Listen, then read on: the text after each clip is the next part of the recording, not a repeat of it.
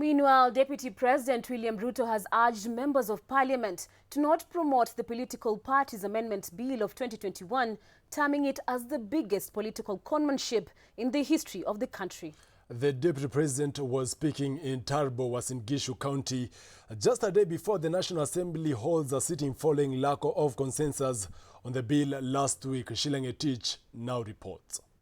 Breaking his silence over the political storm that now rocks a country that is just 8 months away from a general election, Deputy President William Ruto, a contender for the presidential elections, is now pleading with members of the Legislative House to not pass the Political Parties Amendment Bill of 2021. Wale ambao wamezoea kutapeli watu wengine sasa wamefika mwisho, kwa sababu hawana mtu wa kutapeli tena.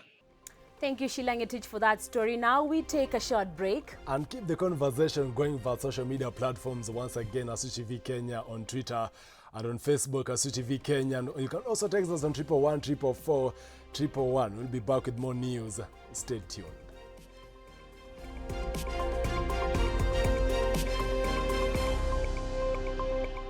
Education Cabinet Secretary Professor George Magoha has assured that the government will increase grant capitation to primary schools to ensure that there is an ease in learning. On competence-based curriculum, CBC, the CS has rubbished those against it, saying it's learners-centered and prepares the pupils with the required skills in the competent job market. Damaris Nyambura has more.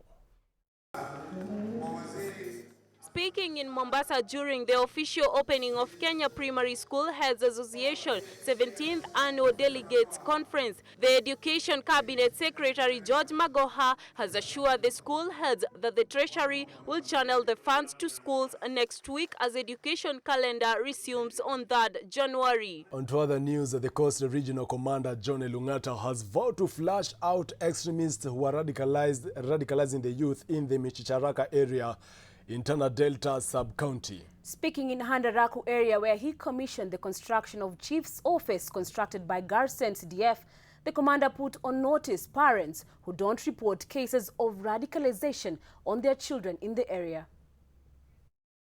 The Coast Regional Commander John Elungata has called upon Tana Delta residents to maintain peace as the country heads into the general elections, saying that those who incite the youth are committing treason and should be apprehended and charged. Wale watu wanafanya mambo yao Michicharaka hapo at radicalization of the youth. Hawa ni youth gani? Ni watoto wa kina nani? Hawa ni watoto wa kina nani ambao wanaenda hapo kufanywa radicalization? Mzee, kama huyo mtoto ni wako na umsemi, utajua wewe ndio umemtuma huko. Thank you, Letina, for that report. Now, elsewhere, the Coastal Best Pamoja African Alliance Party of Kenya, PAA, has embarked on a popularization and recruitment tour in the coastal region.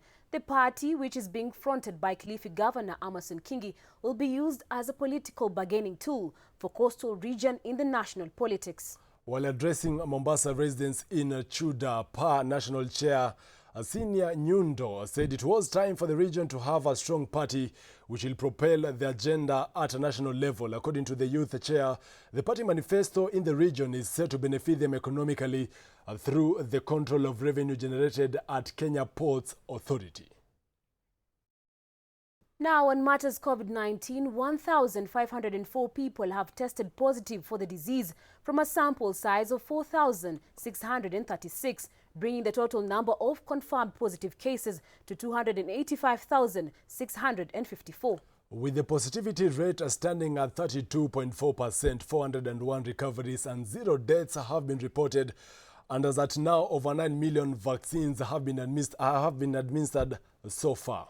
And as the government inches closer to vaccinate 10 million people come end of December, hoteliers, different service providers have started inquiring for a proof of vaccination certificate. Sharon Nyoike reports. With the Omicron variant spreading faster than a bushfire, the country's positivity rate is now at 32.4%. Well, that's a wake-up call to everyone to stay safe and get vaccinated. And have you been vaccinated? Of course, I have my vaccination I remember certificate. actually back when we went to we attended the Devolution conference in Makueni. Yeah. It was mandatory to have, you know, the COVID-19 certificate. For sure, and everyone had to provide proof that they were vaccinated.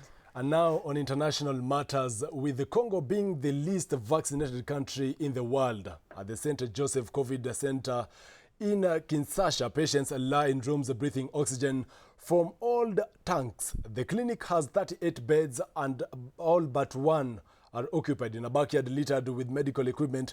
Tents are needed to cope with the overflow. Now, a fourth wave of coronavirus threatens to put greater pressure on its limited health system than at any time during the pandemic. Francois Kajungulu is the head of St. Joseph's COVID Treatment Center in Kinshasa. Nous avions connu les 3 précédentes vagues. We have experienced the 3 previous waves, and gradually we saw the cases increase. In the 4th wave, there are overnight jumps. On Monday, we had 5 to 6 cases, and on Saturday, you go straight to between 30 or 36 cases, so 6 times higher. Before, we were in the dark about the consequences associated with this 4th wave of COVID-19. This is too strong, and COVID really exists, and to protect myself, I've come to get the vaccine. Health workers at the center are vaccinating around 200 people per day, but that is still below its 300-person capacity. Shilangetich, Switch TV.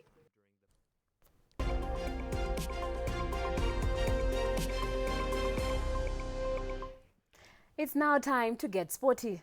Kenya's national curling team, which was just formed in October this year, is optimistic that qualifying for the Olympics in the future, although their training conditions are limited as they have to practice on wooden floors. Apollo James with more.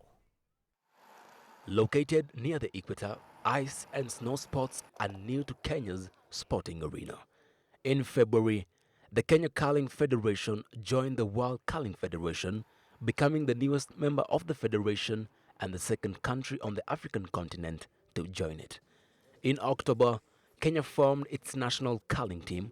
However, in a country without ice and snow, curling players face unusual challenges in training.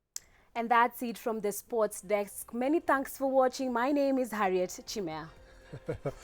The Cousins edition coming to an end. My name is Joel Church and our sign language interpreter is Teresia. Our Shira director has been Lucy and my producer actually has been Shilangetich. Until next time, do have a safe good night. Stay safe.